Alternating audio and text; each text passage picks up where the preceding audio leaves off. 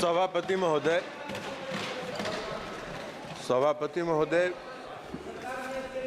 सदन में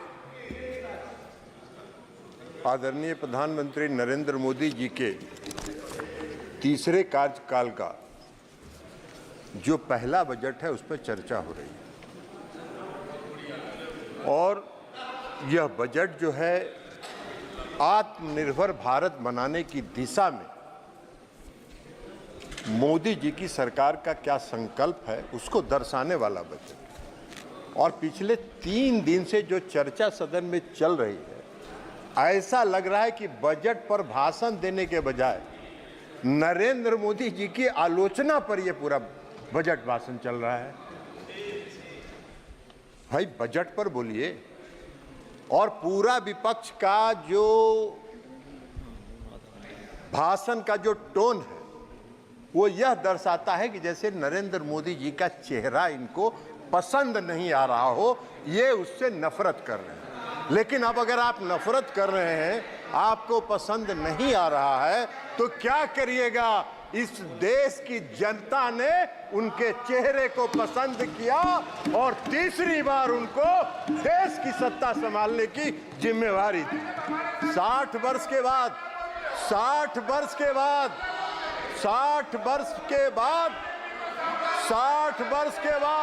जयप्रकाश जी, मोदी जी की उपलब्धता है कि 60 वर्ष के बाद, आजादी के बाद तीसरी बार किसी को इस देश की सत्ता संभालने का मौका मिला है। ये उनको बर्दाश्त नहीं हो रहा है। उनके पेट में दर्द हो रहा है। अब सच्चाई को नहीं पचा रहे हैं। अब इस देश की जो सच्चाई है उसको ये अगर नहीं पचा पा रहे हैं तो हम लोगों का क्या दोष है भाई? लेकिन हमारा एक परामर्श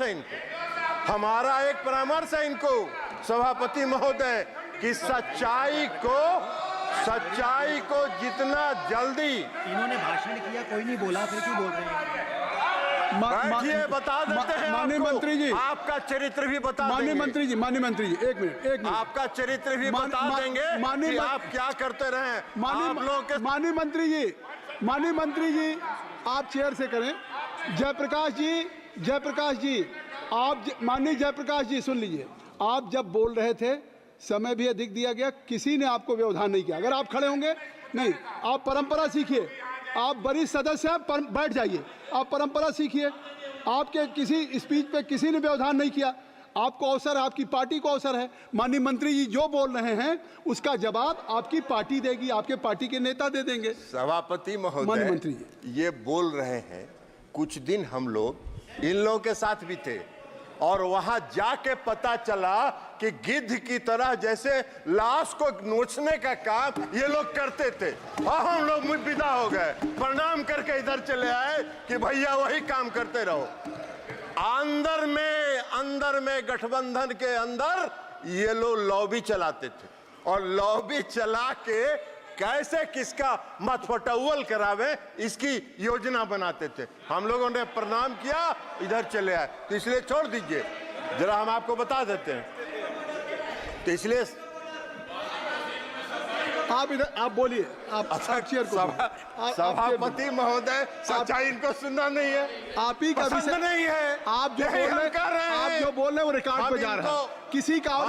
किसी भी माननीय अन्य सदस्य का बात रिकॉर्ड पे नहीं जा रही, केवल आपकी रिकॉर्ड। हम इनको बता रहे हैं सभापति महोदय कि जितना आप बैठिए। स्वागत राय जी बैठ जाए। नहीं, जब आपको अवसर दूंगा तब आप बोलेंगे। आपको भी no point of order please. माननीय मंत्री, सभापति महोदय, इनको हम बता रहे हैं कि जितना जल्दी इस सच्चाई को पचा लीजिएगा उतना ही आपके मन को शांति मिलेगी। नहीं तो पूरा मन विचलित रहेगा आपका और 5 साल इसी तरह विचलित रहिएगा। 99 का आंकड़ा बड़ा खराब होता है सभापति महोदय। लूडो पता नहीं गौरव गोगोई जी और बाकी लोगों ने खेला है कि नहीं खेला है। लूडो खेल के 99 पर पहुंचते हैं और जब सांप काटता है तो 0 पर पहुंच जाते हैं। यही हाल है।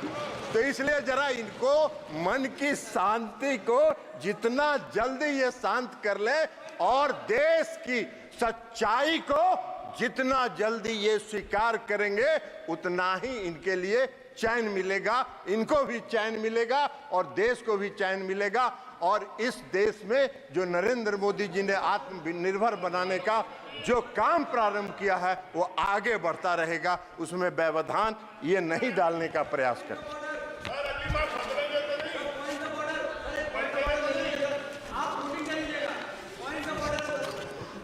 नो पॉइंट ऑफ ऑर्डर अब इनको ड्यूरिंग एनी मिनिस्टर स्टेटमेंट या स्पीच आप पॉइंट ऑफ ऑर्डर आप लिख के भेज दें, आप लिख के भेज दें। बजट का ही स्पीच चल रहा है, बैठिए, आपको बजट समझ में आता, आपको बजट में अभी बता देंगे, एक अगो का बजट का भाषण, बजट समझ में आ रहा है। तीसरे कार्यकाल का जो पहला बजट आया अब इनको नहीं दिखाई पड़ रहा है, इनका एक एजेंडा रहता था, बेरोजगारी है इस देश में, रोजगार पर चर्चा नहीं हो रही है। इस पहले बजट में 4.1 करोड़ रुपए 1 करोड़ लोगों के रोजगार सृजन की चर्चा है, वो इनको दिखाई नहीं पड़ रहा है, वो इनको दिखाई पड़ेगा भी नहीं, क्योंकि मन तो इनका विचलित है, मन इनका अशांत है, तो वो कहां से दिखाई पड़ेगा इनको। अब एक्चुअली अब वास्तव में हुआ क्या है कि तीसरे कार्यकाल का ये पहला बजट आया, मोदी जी ने पहला बजट मोदी जी की सरकार ने पेश किया और जो पहला गुगली मोदी जी ने फेंका है इस बजट के माध्यम से, तो ये बोल्ड आउट हो चुके हैं और उसी बोल्ड आउट की छटपटाहट में ये अपना भावना व्यक्त कर रहे हैं, विधवा विलाप किए जा रहे हैं। अरे विधवा विलाप करने से क्या होगा? सच्चाई यही है कि देश के प्रधानमंत्री नरेंद्र मोदी जी हैं और पूर्ण बहुमत के साथ हैं, इस सच्चाई को स्वीकार करिए। और अभी तो शुरुआत हुआ है, अभी तो शुरुआत हुआ है, तो पहला साल है, अभी 5 साल देखिए, 5 साल के बाद मैदान में कहीं नजर नहीं आइएगा, वही होगा कि 99 पर सांप काटेगा और 0 पर पहुंचिएगा, यही होने वाला है। कई लोगों ने, कई पार्टियों ने चर्चा की, कई पार्टियों ने चर्चा की, कहा कि 2 राज्यों को खुश करने की बात हुई है। अरे भाई, 2 राज्य को सरकार बचाने के लिए कई बात, सरकार बचाने की कौन सी बात? ये प्री पोल अलायंस है और हमारा हो या तेलुगु देशम पार्टी का हो, प्री पोल अलायंस है और यह अलायंस फेविकोल से सटा हुआ है। आपके साथ भी रह के आपका चरित्र भी देख चुके हैं, गिद्ध की तरह आप लोग नोचते हैं, सत्ता मिला नहीं कि कैसे सत्ता को घींचते रहे, ये काम करते रहे आप लोग। हम लोगों ने प्रणाम किया और चल दिए। इसलिए आज जेडीयू हो या टीडीपी हो, सत्ता के साथ प्री पोल अलायंस में हम लोग सरकार में आए और प्री पोल अलायंस 5 साल का पूर्ण बहुमत मिला है। आप क्लीन बोल्ड हो चुके हैं, चिंता मत करिए। सभापति महोदय, सभापति महोदय, सभापति महोदय, हम पर अभिषेक बनर्जी जी का भाषण पढ़ रहे थे। अच्छा विभाग, आपको ये सब यही काम तो करते रहे आज तक आप लोग, आप लोग यही काम करते रहे। आप चेयर पर गिद्ध के तरह कैसे नोचना है, ये सब नहीं होता है यहाँ, आराम करिए आप। महोदय हम अभिषेक बनर्जी जी का भाषण पढ़ रहे थे। अभिषेक बनर्जी जी ने भाषण दिया और कहा कि मोदी जी का 4 जून 2024 को जो पहली सरकार बनी, rejected the people of India, which was rejected by people of India. वाह रे भाई, आपके ज्ञान का हमको प्रशंसा करना होगा कि पूर्ण बहुमत की सरकार आप कह रहे हैं कि rejected by the peoples of India. वाह, पूर्ण बहुमत नहीं दिखता है इनको। अरे सच्चाई को अभिषेक बनर्जी जी स्वीकार करना चाहिए। इन्होंने कहा क्या भाषण में? वक्त बदल गया है, वक्त बदल गया है। हाँ अभिषेक बनर्जी जी, वक्त जरूर, सभापति महोदय, वक्त जरूर बदल गया है, वक्त जरूर बदल गया है, क्योंकि मोदी जी पूर्ण आत्मविश्वास और दृढ़ संकल्प के साथ तीसरे कार्यकाल में आत्मनिर्भर भारत बनाने की ओर चल चुके हैं। इसलिए वक्त बदल गया है, आपको दिखाई नहीं देता है तो उसमें हम क्या करें, आंख का जांच कराइए और चश्मा लगाइए, दिखेगा आपको कि इस देश की जनता ने क्या किया।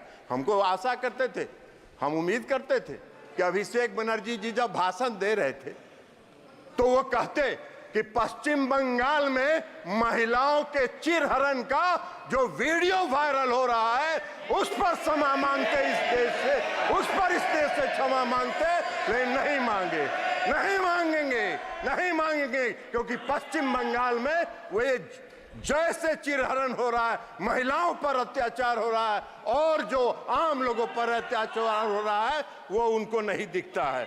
अभी इसी सदन में अभी बता रहे जयप्रकाश जी, अरे जयप्रकाश जी बैठ जाइए, एक मिनट आपको बता रहे हैं। माननीय मंत्री जी आप चेयर को एड्रेस करें। सभापति महोदय, सभापति महोदय, इसी सदन में अधीर रंजन चौधरी जी ने अपने मन का भड़ास और मन का तकलीफ कई बार सदन के पटल पर उतारा। दिशा की मीटिंग नहीं हुई 5 साल तक, दिशा की मीटिंग नहीं होने दी पश्चिम बंगाल की सरकार ने, और लोकतंत्र की बात करते हैं। इनको क्या अधिकार है लोकतंत्र की बात करने का? इनको कौन सा हक है लोकतंत्र की बात करने का?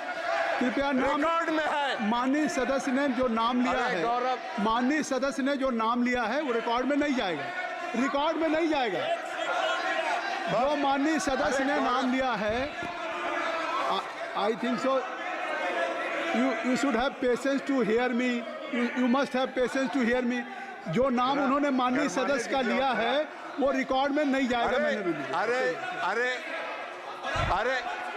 अरे गौरव, आप बैठिए। अरे गौरव गोगोई जी, आप इधर बोलिए चेयर से, आप नाम मत लीजिए। आप माननीय मंत्री जी, सभापति महोदय, सभापति महोदय, माननीय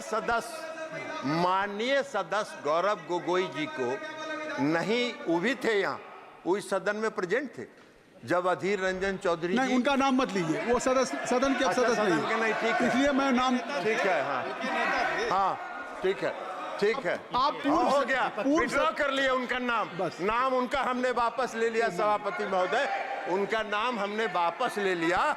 लेकिन सच्चाई है कि 17वीं, बैठ जाइए ना जयप्रकाश जी, बैठ जाइए ना, बैठ जाइए, हुड्डा जी अंदर जाने वाले हैं, बैठिए।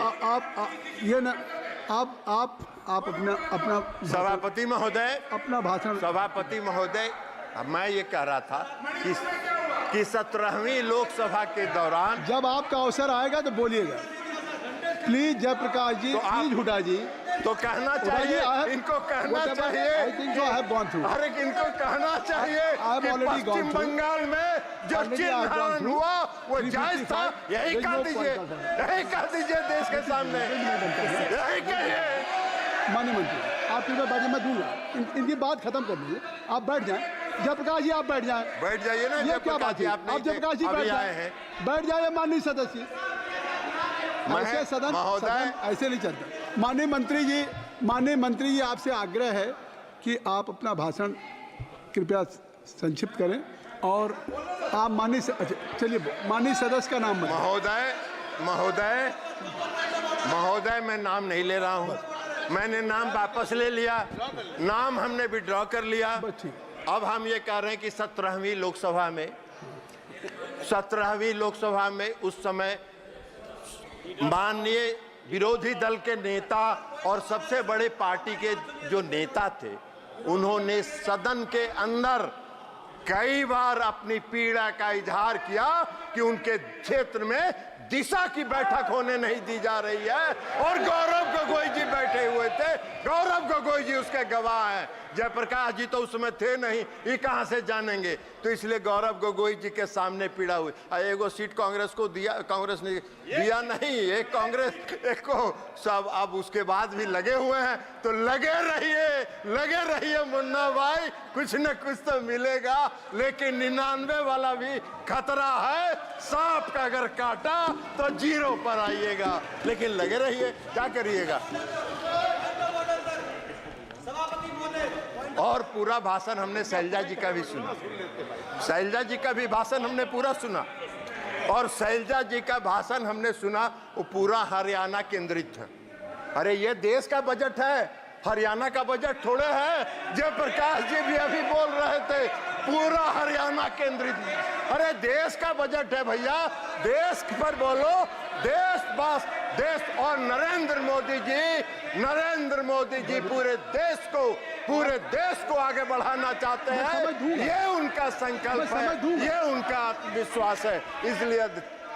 इसलिए मैं समझ दूंगा, मैंने कहा है, अब मैं दूंगा। आप बैठ जाइए जयप्रकाश जी। जयप्रकाश जी डिक्टेट नहीं कर सकते सदन में, आप बैठ जाएं। मैंने हुड्डा जी को कह दिया, रूलिंग दे दिया, आप बैठ जाइए। अब अध्यक्ष महोदय, सभापति महोदय, वित्त मंत्री का आप बैठ जाएं, कृपया आप सब लोग बैठ जाएं। तो हमने ये कहा कि पूरे 3 दिन तक ये बजट पर कम बोलते रहे। देश के प्रधानमंत्री आदरणीय नरेंद्र मोदी जी का चेहरा इनको पसंद नहीं था, तो इसलिए उनकी आलोचना में ये पूरा 3 दिन इन्होंने बिताया। अब बजट में जो प्रावधान है उसको इनको दिखाई ही नहीं पड़ा, वो देखना भी नहीं चाहते, इसलिए कि ये तो पीड़ा में है, अंदर से कष्ट में है, विचलित है। तो मन जब विचलित रहता है तो सच अच्छी बात दिखाई नहीं पड़ती है, इसलिए कह रहे हैं इनको। बजट के भाषण में, वित्त मंत्री जी के बजट के भाषण में साफ लिखा है कि 9 प्राथमिकताओं के संबंध में प्रयासों की परिकल्पना की गई है, और वो 9 प्रयास देश को आत्मनिर्भर भारत बनाने की दिशा में ले जाएगा। ये इस बजट में है, ये उनको दिखा नहीं। पहला क्या है? कृषि में उत्पादकता और अनुकूलता, रोजगार और कौशल प्रशिक्षण, समावेशी मानव संसाधन विकास और सामाजिक न्याय, विनिर्माण और सेवाएं, ऊर्जा सुरक्षा, अवसंरचना, नवाचार, अनुसंधान और विकास, और अगली पीढ़ी के सुधार। तो प्रधानमंत्री नरेंद्र मोदी जी तो अभी की पीढ़ी के अलावा अगली पीढ़ी तक भी सोच रहे हैं, इनको ये दिखाई नहीं पड़ रहा है। तो अब ये दिखाई नहीं पड़ रहा है तो इसमें हमारा क्या दोष है? आपका मन विचलित है, हम भगवान से प्रार्थना करते हैं कि आपके मन को जल्दी शांति प्रदान करे, मन के आत्मा को जल्दी से विचलापन खत्म हो, ताकि आप उससे बाहर निकलिए और देश की कल्पना के बारे में सोचिए। इनको दिखाई नहीं पड़ रहा है कि रक्षा के क्षेत्र में माननीय वित्त मंत्री जी जो बजट पेश किया गया है उसमें 4.54 लाख करोड़ रुपए का प्रावधान किया गया है। ये इनको तो दिख नहीं रहा। ये पूरा देश के लिए है, ये देश की रक्षा और सुरक्षा के लिए है। इनको ये नहीं दिख रहा है कि ग्रामीण विकास के क्षेत्र में 2.65 लाख करोड़ रुपए का प्रावधान किया गया है, वो इनको दिखेगा नहीं। इनको नहीं दिखेगा कि कृषि को अभी चर्चा कर रहे थे माननीय सदस्य श्री सभापति महोदय जयप्रकाश जी, कह रहे थे कृषि का बड़ा नुकसान हो रहा है। अरे कृषि के क्षेत्र में 1.52 लाख करोड़ रुपए का प्रावधान इस बजट में किया गया है, वो आपको नहीं दिख रहा है। शिक्षा के क्षेत्र में 1.25 लाख करोड़ का प्रावधान किया गया है, वो इनको नहीं दिख रहा है। स्वास्थ्य सूचना एवं प्रौद्योगिकी के क्षेत्र में 1.16 लाख करोड़ का प्रावधान किया गया है, वो इनको दिख नहीं रहा है। इनकी नजर से ओझल हो रहा है। इनको दिख रहा है तो सिर्फ मोदी जी का चेहरा दिख रहा है, और मोदी जी का चेहरा देख के ये भड़क जा रहे हैं। साहब बात देख नहीं रहे, लेकिन भड़किएगा तो क्या करिएगा? देश की जनता को वही चेहरा पसंद है, तो इसलिए वो चेहरा आगे बढ़ रहा है। ऊर्जा के क्षेत्र में, समाज कल्याण के क्षेत्र में और कॉमर्स और इंडस्ट्रीज के क्षेत्र में जो प्रावधान इस बजट में है वो इनको देख नहीं रहा। तो इनको 2 बात दिख रहा है।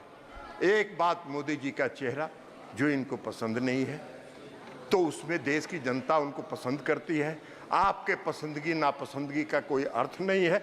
आप जितना जल्दी उसको स्वीकार कर लीजिए और मोदी जी का चेहरा पसंद करने लगिएगा, उतनी ही जल्दी आपके मन को शांति मिलेगी, ये हम आपको कह रहे हैं। और दूसरा, इनको दिख रहा है बिहार और आंध्र प्रदेश। अरे भैया, ये जो पूरा बता दिए, इसमें बिहार और आंध्र प्रदेश आता है क्या? पूरा बिहार और आंध्र प्रदेश आता है क्या? पूरे देश के विकास के लिए मोदी जी संकल्पित हैं। मोदी जी की सरकार संकल्पित है। आत्मनिर्भर भारत बनाने की दिशा में आगे बढ़ रहे हैं, आगे बढ़ते रहेंगे। पूरी आत्मविश्वास, इच्छा शक्ति और दृढ़ संकल्प के साथ आगे बढ़ रहे हैं। और इसलिए इस बजट का हम समर्थन करते हुए अपनी बात समाप्त करते हैं। बहुत बहुत धन्यवाद। धन्यवाद।